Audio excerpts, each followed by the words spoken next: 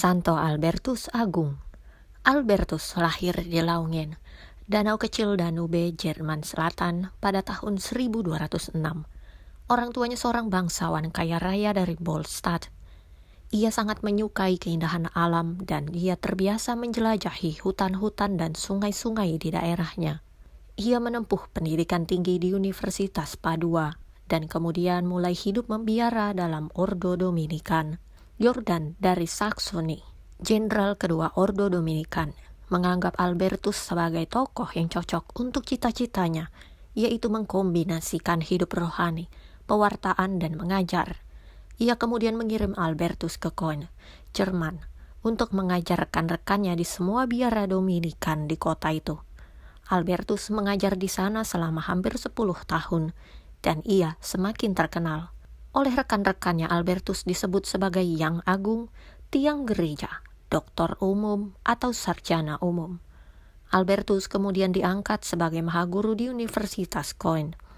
Salah satu muridnya yang terkenal ialah Thomas Aquinas, yang kemudian dinyatakan sebagai santo dan dihormati sebagai seorang sarjana gereja seperti dirinya. Selanjutnya ia mengajar sebagai mahaguru di Universitas Paris. Disinilah ia bertemu dan bersahabat dengan Raja Ludovicus.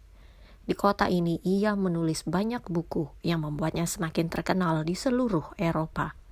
Pada tahun 1256, ia menjabat sebagai administrator di Kuria Roma. Ia berhasil membela masalah-masalah menyangkut aturan-aturan hidup membiara dari Santo Dominikus dan Franciscus terhadap serangan William. Karena hasil pembelaannya, Paus Alexander IV mengangkatnya sebagai uskup di kota Regensburg. Tetapi pada tahun 1262, setelah menyelesaikan masalah-masalah penting di dalam keuskupannya, ia mengajukan permohonan pengunduran diri. Lalu ia pulang ke Köln untuk menjalani saat-saat terakhir hidupnya. Di sana ia melanjutkan tulisan-tulisannya sambil menjadi uskup pembantu.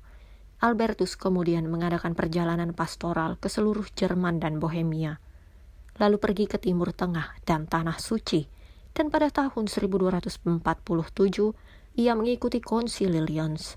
Albertus dikenal rendah hati dan suci hidupnya. Ia menaruh devosi yang besar kepada Yesus dalam sakramen Maha Kudus dan kepada Bunda Maria. Semuanya tampak jelas di dalam syair-syair dan lagu-lagu yang digubahnya dan di dalam 50 buah buku yang ditulisnya. Ketika mengikuti Konsili Lyons, ia tidak lupa mengenang muridnya Santo Thomas Aquinas. Ia merasa sangat kehilangan dengan wafatnya Santo Thomas Aquinas. Setelah ia mengadakan pembelaan terakhir terhadap ajaran Santo Thomas Aquinas, ia meninggal dunia pada tanggal 15 November 1280 dalam usianya yang ke-87 tahun. Kesucian hidupnya didukung dengan banyak mujizat.